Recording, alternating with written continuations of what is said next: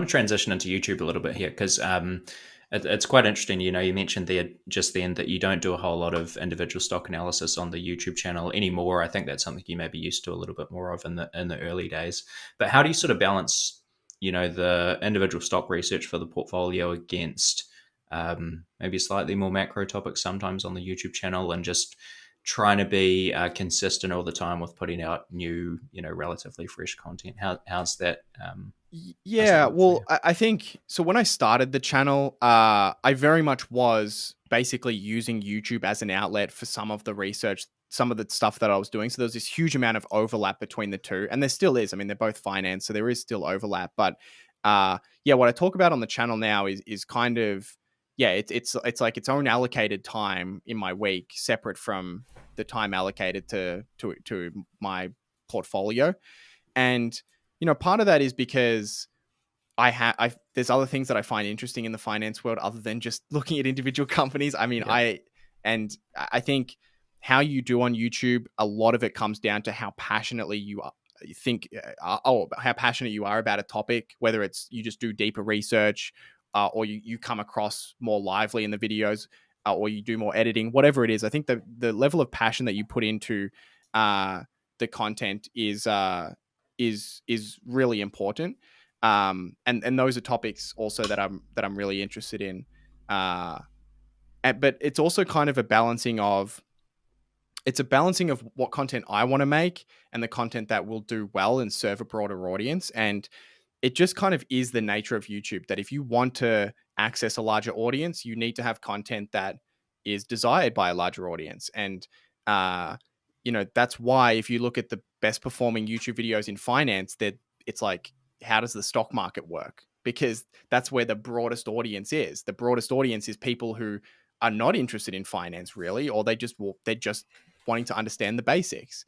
So you've kind of got to sit along that spectrum. And I think when you're getting started, it helps to niche down and be specific because you can provide a lot of deep value to a very core audience.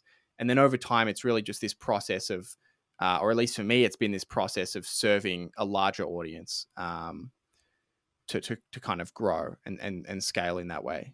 So that's how I kind of think about it. But yeah, I mean, in terms of, I mean, like, so recent content has been, talking about Ray Dalio or Michael Burry's, economic predictions. They have no impact on how I invest. I don't consider them at all. It's just really interesting to understand how the economic machine works. And I think to a broader audience, people want to know, how do these things work? How does interest rates, why are they raising interest rates? Like how does that even help with inflation? So I think people want to know want answers to those questions. And it's not to then make investment decisions, but people want to know. Those are the questions that people want to know. So, but yeah, in terms of my work week, it's very much kind of segmented now. But whereas before it might have been, I do a bunch of research on a stock and I'm like, oh, I can get a video out of this. And now it's, Yeah. I have the day that I'm working on a video and I have a day where I'm doing something else. Um, so yeah, that's how I kind of think about it. But it is interesting. The whole YouTube finance space, it's certainly evolved a lot since we started. There was hardly anyone making content, and you could really slap up any video and do well.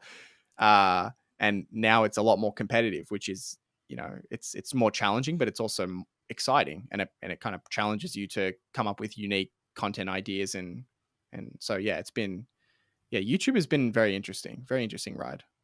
Yeah. For those maybe less familiar with your journey on YouTube, can you talk us through what that's been like, kind of starting from zero, like everyone does, and kind of growing it and growing a business around it to where it is now? And Yeah. I mean, I think you just relatively recently ticked over 100,000 subscribers, which is a fairly major milestone on YouTube as well. Yeah, that was a fun milestone. I think that's kind of the big goal. I think uh almost anyone who starts a YouTube channel really has. Like, obviously you have smaller goals along the way when you're smaller because it's too far away. But I remember when I started and I thought 100,000, that would be kind of crazy, and I might Yeah. not get there. We'll see, but that's a big milestone I can see out into the distance. That would be kind of insane. But yeah, I think certainly for some reason, when I started, I just felt as though if I made content consistently, it didn't matter how little views they got, it would snowball. I just had a lot of faith in that, and part of that was because I watched Brandon, who runs the New Money channel, and at the time it was Aussie Wealth Creation, and I watched him from a couple hundred subscribers, I think, up until 1,000 or something across a year. I watched him, and I noticed that there really wasn't much finance content, and Brandon wasn't getting a huge amount of views, just a very small amount of views anyway. But I saw it snowball, and I just had, for some reason, I was just confident that if I just kept doing it, it would work. Which was kind of I don't know if that was rational, but I'm just glad I did it, because I know most people you start something and you're not going to see results for a long time, and it can be really difficult to stick it out when there's no results. And for some reason, I mean, it's probably just because I really enjoy doing it, but it was, I had no issue putting out a lot of content. I was doing like 3 videos a week for a very long time. But yeah, I mean, once I got to 1,000 subscribers, which I think was just over a year in, then it was then I had evidence of, okay, this is working. I just need to keep doing it and keep moving. And the strategies to grow were different back then to what they are today. So it was a little bit, I'm not sure if, how it would be, growing today in the environment, because there just are so many finance channels. But back then one of the best ways to grow was simply to just try and do as many collaborations with other channels. It really didn't matter.